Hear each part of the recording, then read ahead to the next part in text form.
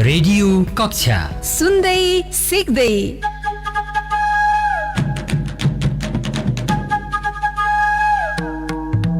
Ninety 96.1 र 101.8 megahertz radio कान्तिपुरको website, mobile application र फेसबुक पेजबाट अहिले प्रत्यक्ष रूपमा रेडियो सुनिरहनु भएका भाइ बहिनीहरूलाई रेडियो कक्षा सुन्दै सिक्दैमा स्वागत छ।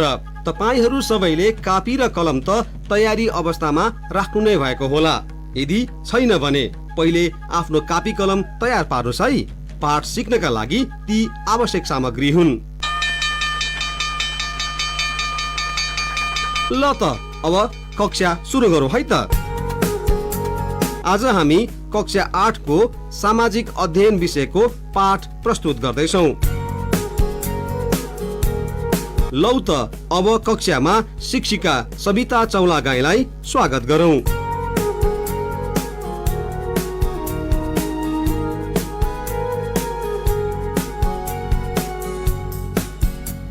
नमस्कार, शुभ प्रभात।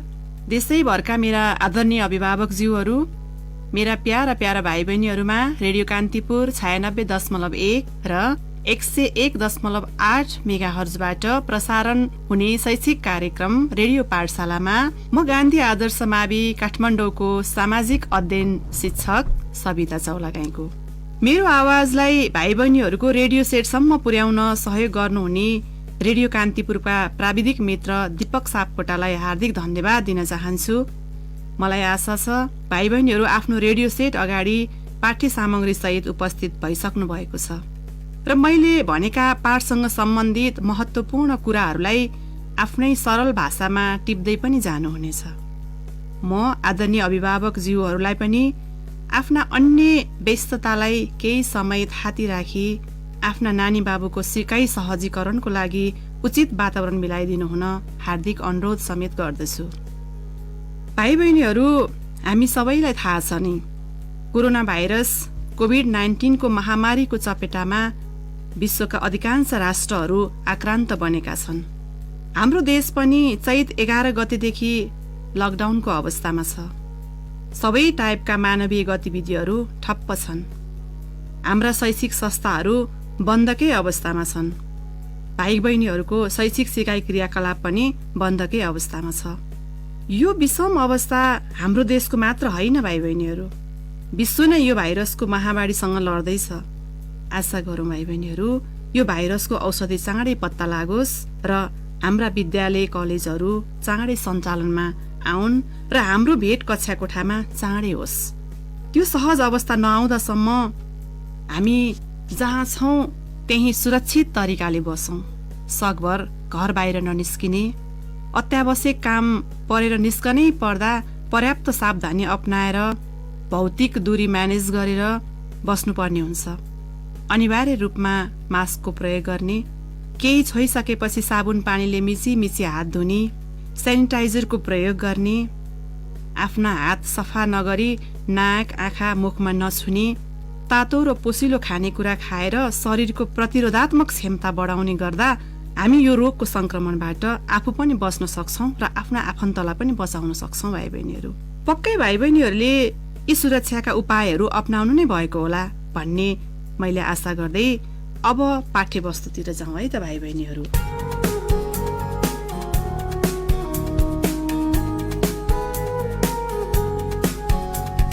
भाइ बहिनीहरू, हाम्रो सामाजिक अध्ययन विषयको एकाइ 1 को पाठ 1 मा विकास भन्ने पाठ छ। त्यही पाठ आज हामी छलफल गरौँ है त। भाइ बहिनीहरूले आफूले बुझ्ने सरल भाषामा मैले भनेका कुराहरू टिप्दै पनि जानु होला है त। भाइ बहिनीहरू, तपाईहरूलाई थाहा छ विकास भनेको के हो? पक्कै तपाईहरूलाई पनि विकास भनेको केही थाहा छ, किनकि हामीले कक्षा 6 र 7 मा पनि विकासको बारेमा धेरै कुराहरू बुझिसकेका छौँ र अझै पनि यहाँहरूलाई कन्फ्युजन छ भने म केही भन्छु, थाहा छ छैन भन्नेमा 1-2वटा उदाहरण पहिला दिन्छु, त्यसपछि केही थाहा छैन भने पनि तपाईँहरूले बुझ्नुहुनेछ। तपाईँहरूको किताबमा भएको चित्रको अध्ययन गर्छु म, अनि तपाईँहरूले सजिलै भन्न सक्नुहुन्छ विकासको अर्थ है त। किताब हुनेले किताबको चित्र हेर्नुहोस् र जोसँग किताब छैन नहुनेले पनि मैले भनेका कुराहरू ध्यान दिएर सुन्नुहोस् है त भाइ बहिनीहरू। हाम्रो यो विकास भन्ने पाठमा 6वटा फरक चित्रहरू छ। यी 6वटै चित्रहरूले फरक अर्थ बोकेको छ भाइ बहिनीहरू। त्यो पाठको सुरुमा माथि 6वटा चित्रहरू तपाईहरुले देख्न सक्नुहुन्छ र त्यो 6वटै चित्र फरक छ र त्यो फरक 6वटै चित्रले फरक अर्थ पनि बोकेको छ भाइ बहिनीहरू।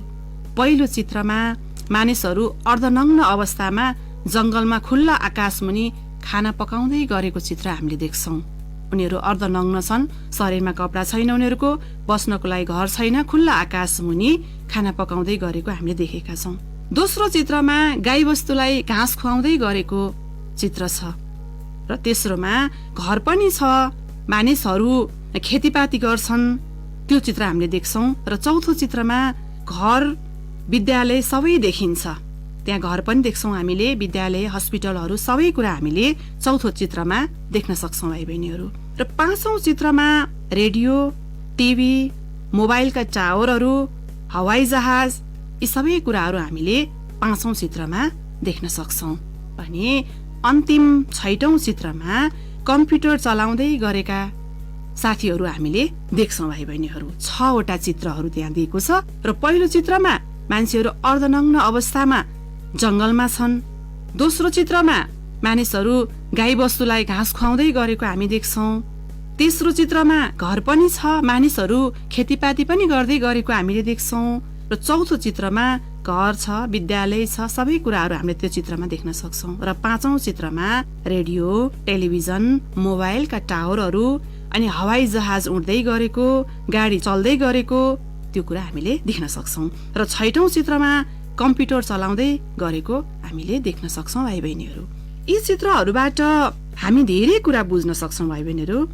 यी चित्रले सुरुमा मानिस जंगलमा कष्टकर जीवन बिताउँथे, जंगली जनावर र कन्दमूल खान्थे। अलि विकसित हुँदै गए, त्यसपछि मानिसहरू पशुपालन गर्न थाले। अझै अगाडि बढ्दै जाँदा घर बनाएर बस्न थाले, खेतीपाती गरेर जीविका उपार्जन गर्न थाले। बिस्तारै विद्यालय खुल्न थाले, पढ्नुपर्छ भन्ने चेतनाको विकास हुँदै गयो। शिक्षाले मानिसको चेतनाको विकास गराउँदै लगेपछि मानिसले आफ्नो जीवनलाई सहज बनाउने तरिकाको खोजी गर्न थाले भाइ बहिनीहरू। त्यही खोज र अनुसन्धानले विकास गरेका विधि र प्रविधिको कारण आज हामीले विद्यालय जान नपाए पनि घरमै बसेर रेडियो, टेलिभिजन, नेट, इन्टरनेटको माध्यमबाट केही सिक्ने अवसर पाएका छौं। अलि पहिलेसम्म घण्टौं हिँडेर हाम्रो घर जानु पर्थ्यो भने अहिले छोटो समय नै हामी काठमाडौँबाट हाम्रो गाउँ पुग्न सक्छौं भाइ बहिनीहरू। सक्छ कि सक्दैनौ ल भन्नुहोस् त। हामी पहिला घण्टौंसम्म हिँडेर जानुपर्ने बाटोमा अहिले गाडीबाट हामी केही मिनेटमै पुग्न सक्छौं। त्यो कुरा भाइ बहिनीहरूलाई थाहा छ हो। यसरी मानिसको जीवनमा प्रत्यक्ष रूपमा देखिने वा अनुभव गरिने सबै प्रकारका सकारात्मक परिवर्तनलाई विकास भनिन्छ। र विकासको परिभाषा दिनुपर्दा मानिसको जीवनमा प्रत्यक्ष रूपमा देखिने वा अनुभव गरिने सबै प्रकारका सकारात्मक परिवर्तनलाई विकास भनिन्छ भाइ बहिनीहरू। यसलाई टिप्दै पनि जानुहोस् है। म फेरि यसलाई दोहोऱ्याएर भन्छु। मानिसको जीवनमा प्रत्यक्ष रूपमा देखिने वा अनुभव गरिने सबै प्रकारका सकारात्मक परिवर्तनलाई विकास भनिन्छ। भाइ बहिनीहरू, छोटकरीमा भन्नुपर्दा सकारात्मक परिवर्तन नै विकास हो। मानिसको जीवनमा आएको सकारात्मक परिवर्तन नै विकास हो। विकासको परिभाषा बुझ्नुभयो है। ल फेरि एकचोटि भने मैले, मानिसको जीवनमा प्रत्यक्ष रूपमा देखिने वा अनुभव गरिने सबै प्रकारका सकारात्मक परिवर्तनलाई विकास भनिन्छ। सकारात्मक परिवर्तन नै विकास हो भाइ बहिनीहरू। अझै ध्यान दिएर सुन्नुहोला है भाइ बहिनीहरू। विकास निरन्तर चलिरहने प्रक्रिया हो। यो निरन्तर रूपमा, अविरल रूपमा चलिरहने प्रक्रिया हो भाइ बहिनीहरू। यो कहिले पनि रोकिँदैन। एकपछि अर्को विकासको आवश्यकता पर्छ र यो चाहिँ निरन्तर रूपमा चलिरहन्छ र विकास कहिले पनि रोकिँदैन। बरु विकास कुनै ठाउँमा ढिलो र कुनै ठाउँमा छिटो चाहिँ हुन्छ भाइ बहिनीहरू। कुनै ठाउँमा छिटो विकास हुन्छ भने कुनै ठाउँमा त्यही विकास हुनको लागि अलि समय लाग्न सक्छ। विकास ढिला वा छिटो हुनुमा त्यस समाजका मानिसहरू पनि धेरै हदसम्म जिम्मेवार हुन्छन्। आफ्नो ठाउँको विकास आफैले गर्नुपर्ने हुनाले जुन ठाउँमा विकास ढिलो भएको छ त्यो ठाउँका मानिसहरूमा विकास प्रतिको लगाव छैन र त्यो ठाउँका मानिसहरू एक्टिभ छैनन् भनेर हामीले बुझ्नुपर्ने हुन्छ। र जुन ठाउँमा विकास ढिलो भएको छ त्यो ठाउँका मानिसहरू नै त्यो ढिलो हुनुका जिम्मेवार पक्षहरू हुन सक्छन्। भाइ बहिनीहरू, देशमा सबै मानिसहरू इमानदार, मेहनती र जाँगरिला भएमा समाजको विकास छिटो हुन्छ। भाइ बहिनीहरू, समाजको विकास छिटो हुनको लागि अथवा देशको विकास छिटो हुनका लागि सबै मानिसहरू इमानदार हुनुपर्छ, मेहनती हुनुपर्छ र जाँगरिला हुनुपर्छ। इमानदार, मेहनती र जाँगरिला मानिसहरू भएमा समाजको विकास पनि छिटो हुन्छ। जुन समाज विकसित छ त्यस समाजका जनता शिक्षित, तालिम प्राप्त, स्वस्थ र सम्पन्न हुन्छन्। भाइ बहिनीहरू, जुन समाज विकसित छ, विकास भएको छ, सबै कुराले सम्पन्न छ, त्यस समाजका जनता शिक्षित, तालिम प्राप्त, स्वस्थ र सम्पन्न हुन्छन्। भाइ बहिनीहरू, यिनै शिक्षित, तालिम प्राप्त, स्वस्थ र सम्पन्न जनतालाई नै मानव संसाधन भनिन्छ। भाइ बहिनीहरू, अब यहाँ क्वेसन आउन सक्छ, मानव संसाधन भनेको के हो? हाम्रो पछाडि अभ्यासमा पनि मानव संसाधन भनेको के हो भन्ने क्वेसन हुन सक्छ र यसलाई फेरि ध्यान दिएर सुन्नुहोस् है, म दोहोऱ्याएर पनि भन्छु। शिक्षित, तालिम प्राप्त, स्वस्थ र सम्पन्न जनतालाई नै मानव संसाधन भनिन्छ। मानव संसाधन हुनको लागि त्यो ठाउँका जनता शिक्षित हुनुपर्छ, हातमा आवश्यक मात्रामा सिप भएको हुनुपर्छ, तालिम प्राप्त हुनुपर्छ, स्वस्थ र निरोगी हुनुपर्छ र सम्पन्न हुनुपर्छ। यी सबै कुराहरू भएको जनतालाई नै मानव संसाधन भनिन्छ। काम गर्नको लागि आवश्यक साधन नै मानव संसाधन हो। भाइ बहिनीहरू, यो असाध्यै महत्त्वपूर्ण कुरा पनि छ र यसलाई भाइ बहिनीहरूले बुझ्नु जरुरी छ। शिक्षित, तालिम प्राप्त, स्वस्थ र सम्पन्न जनतालाई नै मानव संसाधन भनिन्छ। भाइ बहिनीहरू, अब यति कुरा त भाइ बहिनीहरूलाई अवश्य पनि क्लियर भयो होला। अब अगाडि बढौँ है त। विकास त्यत्तिकै हुँदैन भाइ बहिनीहरू, विकास आफै हुँदैन, त्यत्तिकै पनि हुँदैन र विकास गर्नको लागि आवश्यक स्रोत र साधन चाहिन्छ। विकास गर्नको लागि आवश्यक स्रोत र साधन दुवै चाहिन्छ। ती साधन मध्ये प्राकृतिक साधन, मानव संसाधन र आर्थिक चाहिँ विकासका आधारभूत तत्त्वहरू हुन्। विकासका आधारभूत तत्त्वहरू के हुन् भने प्राकृतिक साधन, मानव संसाधन र आर्थिक विकासका आधारभूत तत्त्वहरू हुन्। यसलाई नबिर्सिनु होला है भाइ बहिनीहरू, यसलाई टिप्दै पनि जानु होला। प्राकृतिक साधन, मानव संसाधन र आर्थिक विकासका आधारभूत तत्त्वहरू हुन्। हो भाइ बहिनीहरू, यिनै साधनको प्रशस्त मात्रामा उपलब्धता र त्यसको परिचालन हुनुपर्छ अनि मात्रै विकासले गति लिन्छ।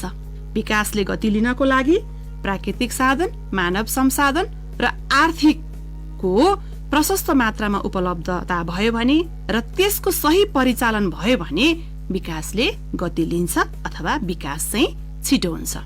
भाइ बहिनीहरू, हामीले विकासका आधारभूत तत्त्वहरू प्राकृतिक स्रोत साधन, मानव संसाधन र आर्थिक भनेर त जान्यौं। अब हामी यी तत्त्वभित्र के कुराहरू पर्छ भन्ने कुरा पनि छलफल गरौँ है त भाइ बहिनीहरू। तीनवटा विकासको लागि आधारभूत तत्त्व प्राकृतिक साधन, मानव संसाधन र आर्थिक भित्र चाहिँ के कुराहरू पर्छ त्यसको बारेमा छलफल गरौँ। तपाईहरुलाई केही जानकारी छ भाइ बहिनीहरू यी तीन भित्र के कुराहरू पर्छ होला?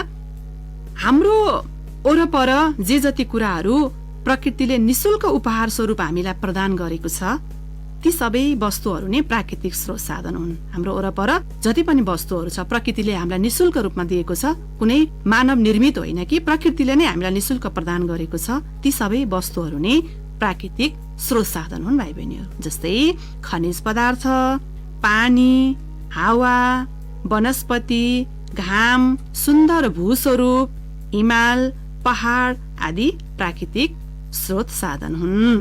त्यस्तै मानवीय स्रोतमा दक्ष जनशक्ति, बौद्धिक क्षमता, श्रम, सिप आदि पर्छ भने आर्थिक स्रोत तथा साधनमा पुँजी, मुद्रा, वित्तीय व्यवस्था आदि पर्छ भाइ बहिनीहरू। यसलाई फेरि ध्यान दिएर सुन्नुहोस् है, म माथिबाट फेरि यसलाई एकपटक दोहोऱ्याउँछु।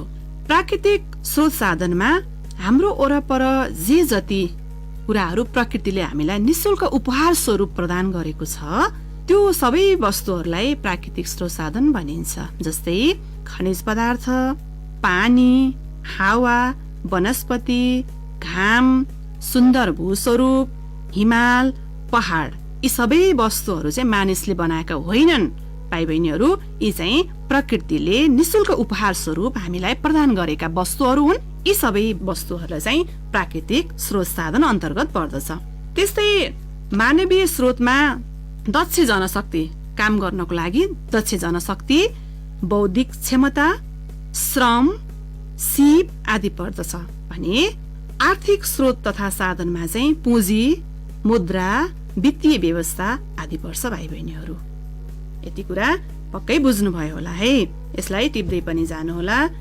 जुन देशमा यस्ता स्रोत साधनहरू पर्याप्त मात्रामा उपलब्ध छन्, यी माथिका 3वटा स्रोत साधनहरू छ नि, ती स्रोत साधनहरू पर्याप्त मात्रामा उपलब्ध छन्, त्यस्ता देशहरू सम्पन्न र विकसित हुन्छन् भाइ बहिनीहरू। स्रोत साधन उपलब्ध भएका देशहरू चाहिँ सम्पन्न र विकसित हुन्छन्। प्राकृतिक स्रोत साधन छ तर मानवीय संसाधनको अभाव छ भने त्यस्तो देशहरू विकासमा पछि पर्छन् भाइ बहिनीहरू। प्राकृतिक स्रोत साधनहरू पर्याप्त मात्रामा छन् तर मानव संसाधनको अभाव छ भने त्यस्तो देशहरू विकासमा पछि पर्छन्। किन होला? केही अनुमान गर्न सक्नुहुन्छ? पक्कै पनि, किनकि प्राकृतिक स्रोत साधनहरू भनेका चाहिँ निष्क्रिय साधनहरू हुन् भाइ बहिनीहरू। प्राकृतिक स्रोत साधनले आफै काम गर्न सक्दैन र त्यस्ता निष्क्रिय स्रोत साधनलाई चाहिँ सक्रिय बनाउनको लागि मानव संसाधनको आवश्यकता पर्दछ। मानव संसाधनले मात्रै निष्क्रिय प्राकृतिक स्रोतलाई चाहिँ सक्रिय बनाउन सक्छ भाइ बहिनीहरू। यसरी यी सबै साधनको उचित परिचालन गरी देश विकास गर्न स्थिर सरकार, इमानदार राजनीतिज्ञ, दूरदर्शी नेताहरू र सबै जनतामा प्रतिबद्धता, जनतामा जागर, सृजनशीलता र उद्यमशीलता भएमा मात्र विकासले उपयुक्त गति लिन सक्छ भाइ बहिनीहरू।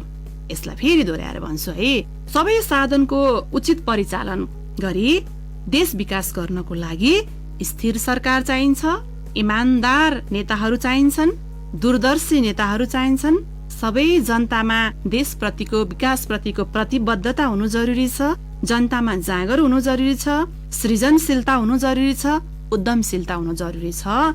यति भएमा मात्रै विकासले गति लिन सक्छ भाइ बहिनीहरू। भाइ बहिनीहरू, यो पाठमा हामीले यति नै छलफल गर्यौं। हाम्रो पाठ पनि सकिसकेको छ र यो पाठसँग सम्बन्धित केही प्रश्नहरू दिन्छु। भोलि अवश्य पनि गरेर ल्याउनु हुनेछ र यो प्रश्नको उत्तर, यो अभ्यासहरू चाहिँ हामीले पछि स्कुल खोलिसकेपछि हामी चेक गर्छौं है। ल लेख्नुहोस् त।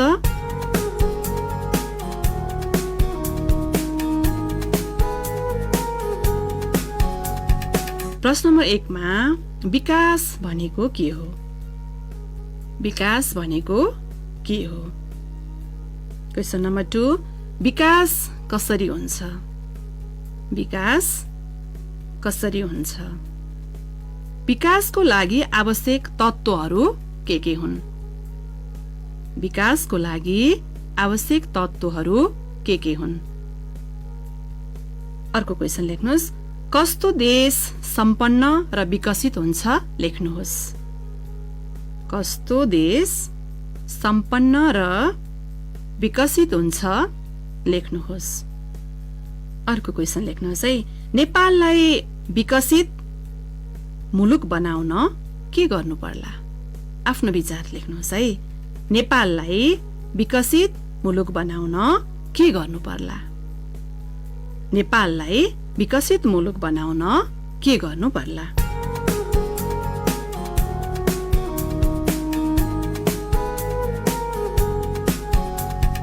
ल त भाइ बहिनीहरू, हाम्रो प्राविधिक मित्र दीपक सापकोटाले हाम्रो निर्धारित समय सकिएको जानकारी गराइसक्नु भएको छ।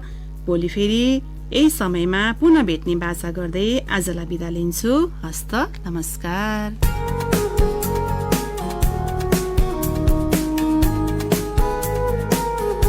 आजलाई रेडियो कक्षा यति नै। भाइ बहिनीहरूलाई आजको कक्षा र पाठ कस्तो लाग्यो? हामीलाई प्रतिक्रिया लेख्न नभुल्नुहोला। प्रतिक्रिया पठाउने ठेगाना हो कार्यक्रम रेडियो कक्षा सुन्दै सिक्दै, radio Kantipur, telephone number 55414902। Telephone number पुनः एकपटक 55414902। तपाई हामीलाई इमेल पनि पठाउन सक्नुहुनेछ। यसको लागि हाम्रो इमेल ठेगाना हो radio@kmg.com.np, RADIO radio class@kmg.com.np। यो ठेगानामा हामीलाई प्रतिक्रिया पठाउन नभुल्नुहोला है।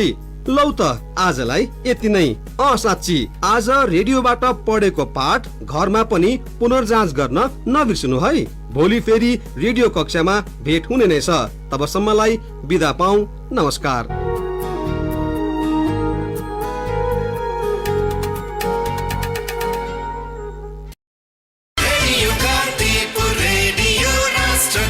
सूचना र मनोरञ्जनको सम्वाहक रेडियो राष्ट्रको रेडियो कान्तिपुर।